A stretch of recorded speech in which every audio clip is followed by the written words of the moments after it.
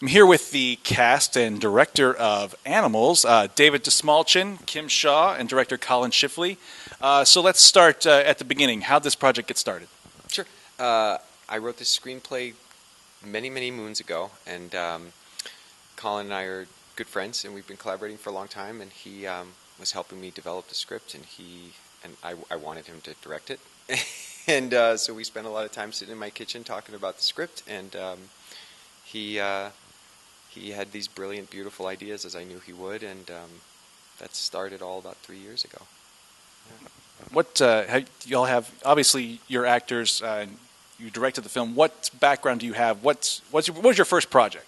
Well, I've kind of been wanting to do this forever. I feel like it's a common thing for a lot of filmmakers, in this generation. Like, just grew up with the available technology, and I've always wanted to make movies. So I went to school at Columbia College in Chicago, and just kept chasing that dream of wanting to, whatever it took, short films or whatever capacity of position on any film I would do. And then this opportunity came along. Of course, looking for my first feature, there's no way I would turn it down. So it's kind of all hit at the same time, right? You have nonlinear editing, on a laptop. Then you've got DSLR cameras that can shoot. Everything looks like a film now, right? Absolutely. Yeah, it seems like the technology now, it's so available and so cheap, and it's only getting better, and it's so hard to keep up with. But if you stay with it, like the next thing is always right around the corner, and that's what helped make this movie, I feel like. Now, did you shoot digitally?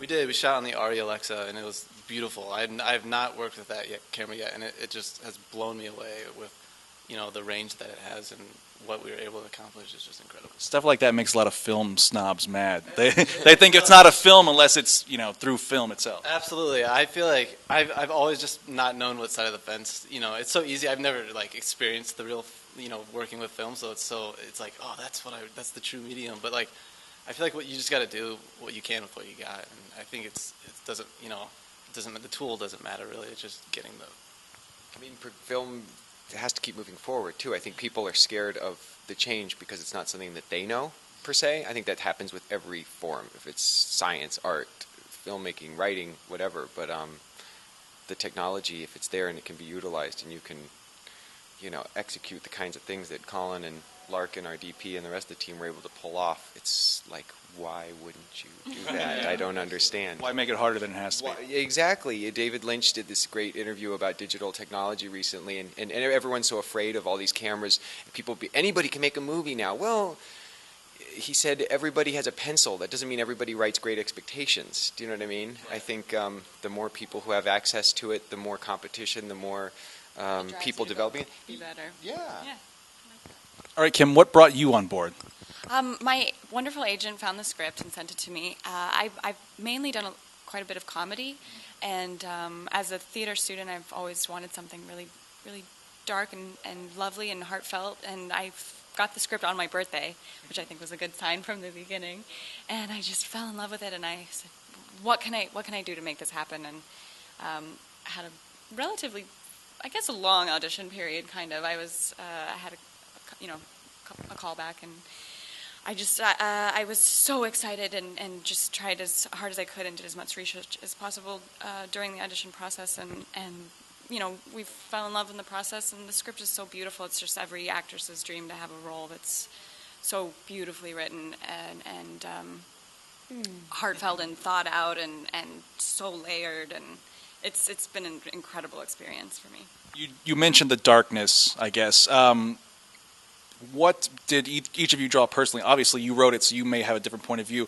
But could you identify with anything the characters went through?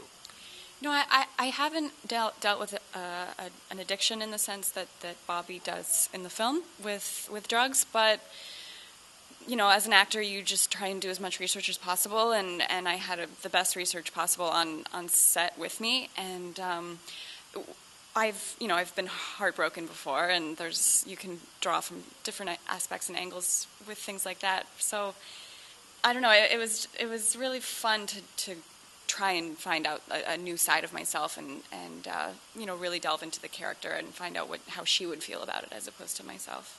She had it. I mean, the first time we saw Kim come in and read these words that I thought I knew how they were going to sound. Like she just had, maybe she's had more experience doing the comedy stuff and being seen in that light mode, but like her depth and like range. I mean, it's in every one of us. I think we all have this like, but an actor's like a real gifted actress like Kim can just access that stuff and find it. And that's it's great because I think what I would hope that anybody who watches the film doesn't necessarily have to have been personally impacted by drug addiction, but I think the concept of addiction, it permeates everything from addiction to work, addiction to food, addiction to shopping, addiction to people, which is a huge addiction in this world, you know.